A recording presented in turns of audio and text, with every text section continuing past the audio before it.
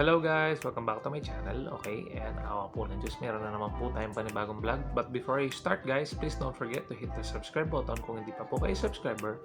And please click the notification bell para po updated kayo sa mga videos ko. Thanks in advance guys! Hello guys! Today, I will teach you how to fix error 192 using your cell phone. Okay. This is the problem when you cannot download an app using Google Play Store. Okay, so let's start from going to settings. Okay, settings. Then let's find the app and the notification button as and this one. Then let's look for the app Google Play services. Okay, this one. And then let's look for the storage. And then let's clear all the cache. And then manage space or clear all data. You look for the clear all data like this one. So then after that, back, and then let's look for the permissions. Enable all the permissions. Okay, yan, all are enabled. And then let's look for data usage. Let's enable the background data, which is also already enabled. Okay, so everything is good now with the Google Play services. Let's go back.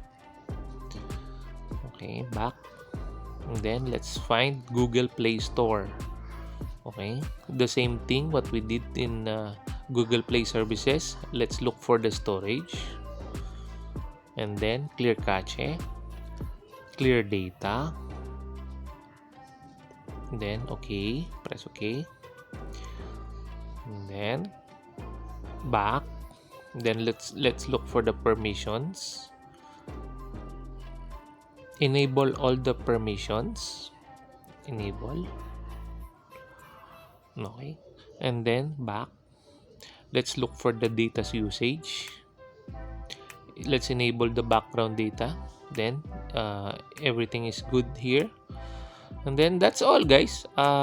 Let's go to the Google Play Store now. And let's try to download something. Okay, sorry, my phone is a bit slow. Okay, let's try downloading Lazada.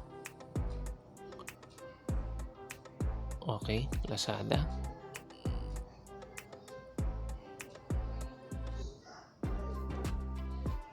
Okay, I'm really sorry guys if the phone is very slow. It has low specs.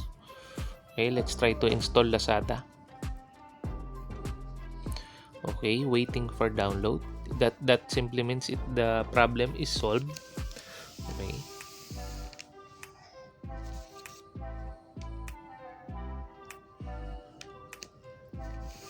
Okay, once it is downloading, it will you will see the size of the app.